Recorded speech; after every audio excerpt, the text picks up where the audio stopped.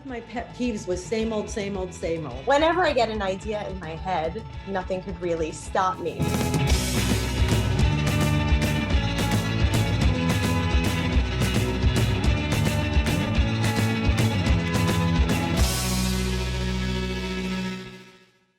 Even though we all know there aren't enough women in the boardroom, there aren't enough women even in the cosmetic industry, which is purchased like 90% women.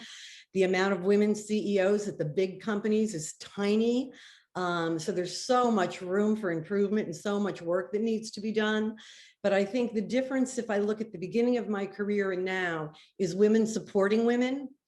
Instead of always looking at each other as our competition. But I was coming back from, I think, a 3-week trip through Asia. And I'm flying all around. And every time, because I'm in the front of the plane and you're a woman and they're all men in first class back then, they didn't even look at the roster. They called me Mrs. whoever was the man next to me.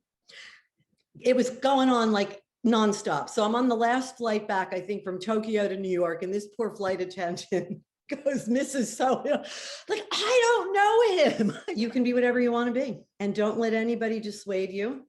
And it's not going to always be easy. And there's going to be a lot of roadblocks. But if you have a dream, dream it. Stay very focused on making it happen. Don't get caught up in what you can't change. Focus on what you can do.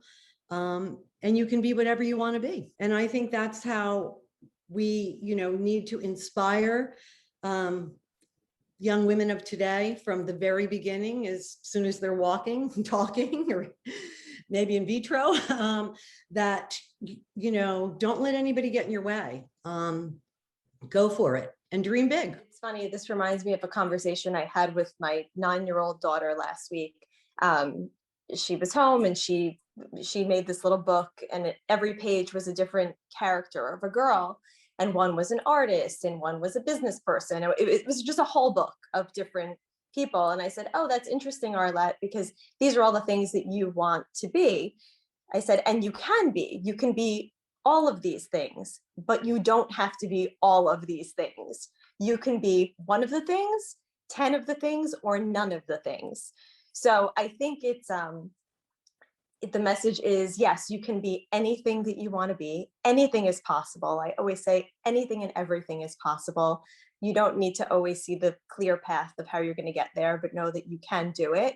But at the same time, you shouldn't feel the pressure to have to do and be all of these things.